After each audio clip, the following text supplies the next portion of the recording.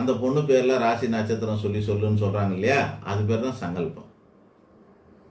இன்னாருக்கு இந்த கோத்திரத்தை சேர்ந்த, இந்த பேரை சேர்ந்த, இந்த ராசியை சேர்ந்த, நட்சத்திரத்தை சேர்ந்த இன்னாருக்கு இந்த பலன் போய் சேர வேண்டும் என்று சொல்லி பண்ணுவது சங்கல்பம். திருப்பாவையில் ஆண்டாளம்மா தமிழில் சொல்லியிருப்பாங்க.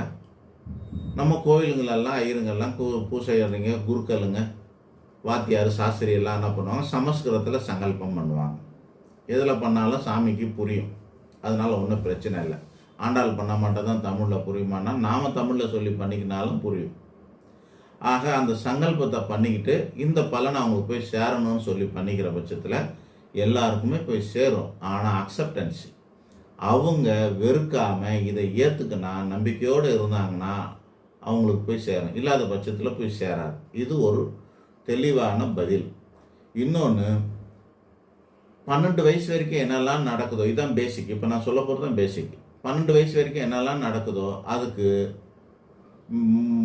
பெரும்பாலான காரணம் பெற்றவங்க தான். பெற்றோர் கர்மா பிள்ளையை வந்து சேரும், பெற்றோர் கர்மா பிள்ளையை வந்து சேரும்னு சொல்லுவாங்க. 12 வயசுலேருந்து 24 வயசு வரைக்கும், அது என்ன 12 24 அப்படின்னா, குரு பகவான் ஒரு ராசி மண்டலத்தில் சுற்றுறதுக்கு 12 வருஷம் ஆகும். அதான் 12 வயசுன்னு சொல்கிறது. ஸோ ஒரு 12 வருஷத்துக்கு அப்படியே சுற்றி பழைய இடத்துல அவங்க பிறக்கும்போது ஜாதகத்தில் குரு எங்கே இருந்தாரோ அது மேலே வந்து உட்கார்றதுக்கு 12 வருஷம் ஆகும். அப்படி வர வரைக்கும் அந்த பாலகன் பேர். அந்த முதல் ரவுண்டு வரக்கூடிய காலகட்டத்துக்கு அவங்களுக்காக கேட்காமலே, பர்மிஷன் வாங்காமலே குழந்தைங்களுக்காக பெரியவங்க பரிகாரம் செய்யலாம்.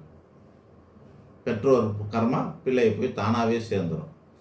12 வயசுக்கு மேலே 24 வயசு வரைக்கும் இருந்ததுன்னா பாதி போய் சேரும்.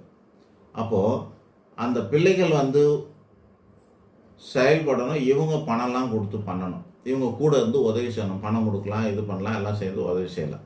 ஸோ அவங்க வந்து 2 பேரும் கலந்து செய்யணும். பெற்றோரும் பிள்ளையும் கலந்து செய்யலாம். அது போய் சேரும்.